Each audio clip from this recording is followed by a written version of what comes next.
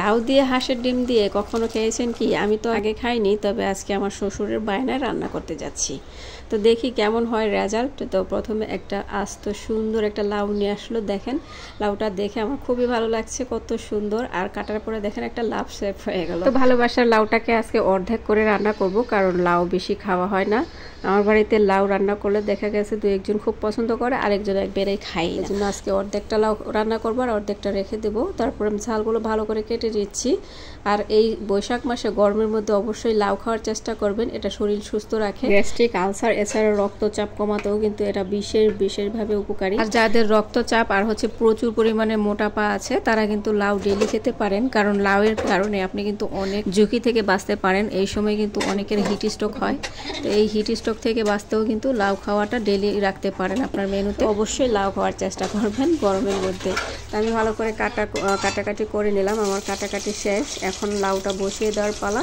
একটা হাঁড়িতে তেল দিয়ে দিলাম আর একটু পরিমাণ মতো পেঁয়াজ দিয়ে দিলাম। এখন নেড়েচেড়ে পেঁয়াজটা হওয়ার পরে দিয়ে দিলাম লবণ, আদা রসুন দিয়ে দিলাম।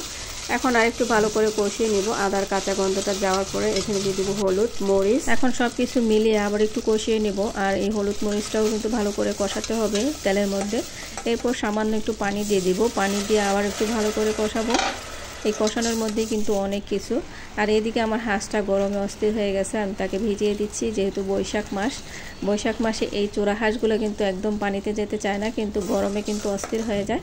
আর এদিকে দিয়ে দিচ্ছি জিরা গুঁড়া, ধনিয়া গুঁড়া দিয়ে তারপরে আবার এই মশলাটাকে ভালো করে কষিয়ে নিচ্ছি। দিয়ে দিচ্ছি একটা তেজপাতা, দিয়ে আবার কিন্তু ভালো করে কষিয়ে নিচ্ছি। আর এই সময় অবশ্যই জালটা মিডিয়াম টু লো রাখবেন, কারণ নয়তো মশলা পুড়ে যাবে।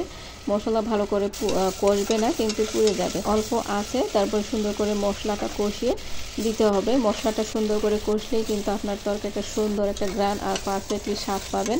এরপর দিয়ে দিলাম আমার কাটা লাউগুলো, ভালো করে ধুয়ে তারপরে উঠিয়ে দিলাম। এখন নেড়ে চেড়ে ঢাকনা দিয়ে ঢেকে দিচ্ছি। আর একটুও পানি দিব না, যেই পানি লাউতে থাকবে সেটা দিয়েই কিন্তু রান্না করব। আমি নিচে চলে গেছি হাঁসের ডিম নেওয়ার জন্য।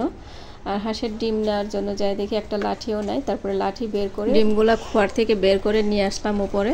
এরপর ডিমগুলো ওয়াশ করে নিয়ে আসছে একবার ফাইনালি তরকারিতে দেওয়ার জন্য। তরকারিটা কিন্তু আমার একদম কষেও হয়ে গেছে, লাউটাও সিদ্ধ হয়ে গেছে। এখন নামানোর পর্যায়ে তখনই কিন্তু আমি ডিমটা দিয়েছি।